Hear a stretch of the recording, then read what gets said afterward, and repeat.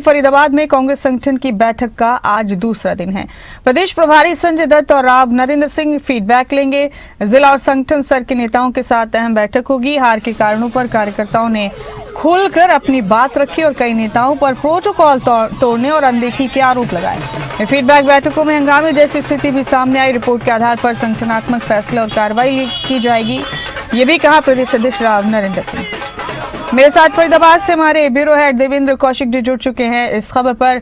कौशिक साहब, आज दूसरा और आखिरी दिन है कांग्रेस की बैठकों का फरीदाबाद में, और इस बीच प्रदेश अध्यक्ष राव नरेंद्र सिंह, प्रभारी संजय दत्त खुद फीडबैक ले रहे हैं, कार्यकर्ताओं और नेताओं से मिल रहे हैं।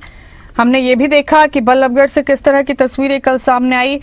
हर मीटिंग में कांग्रेस की अंदरूनी कलह किसी न किसी तरह सामने भी आ जाती है, लेकिन आप बताइए तफसील से, कांग्रेस की कवायद क्या थोड़ी बहुत रंग ला रही है पार्टी के लिए? क्या कार्यकर्ता एकजुट होने की दिशा में सोच रहे हैं? पार्टी की मेहनत काम कर रही है?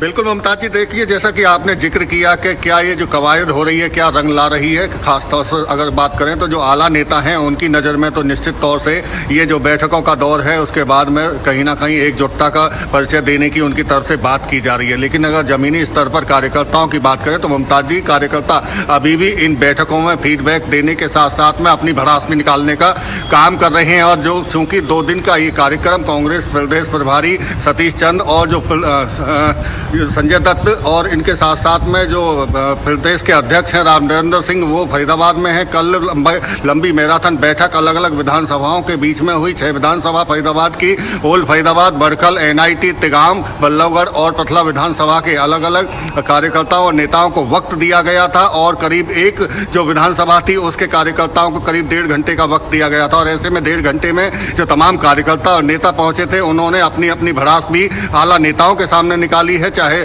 संजय दत्त की बात करें, चाहे राव नरेंद्र सिंह, वो लगातार उनकी बात जो वो कह रहे थे उनको लगातार वो नोट भी कर रहे थे। और उसके बाद में जब बैठक अंतिम पड़ाव पर पहुंचती थी तो अपनी तरफ से उनकी तरफ से संबोधन भी दिया गया था। खासतौर से अगर संजय दत्त की बात करें तो उनकी तरफ से यही कहा गया था कि कांग्रेस पार्टी बहुत ज़्यादा मजबूत है, और वो इस बात को लेकर जिक्र कर रहे थे कि खुद 16 राज्यों के वो प्रभारी रहे हैं। 16 राज्यों में कांग्रेस के लिए काम करने का उनका एक लंबा अनुभव है। तो उनकी तरफ से ये उदाहरण भी दिया गया था कि जब 2024 में विधानसभा के चुनाव चल रहे थे तो वो मध्य प्रदेश के प्रभारी थे, और वहां बैठकर वो देख रहे थे हरियाणा की स्थिति, और तमाम न्यूज चैनल और तमाम अखबार कांग्रेस की सरकार बनाते हुए दिखाई दे रहे थे।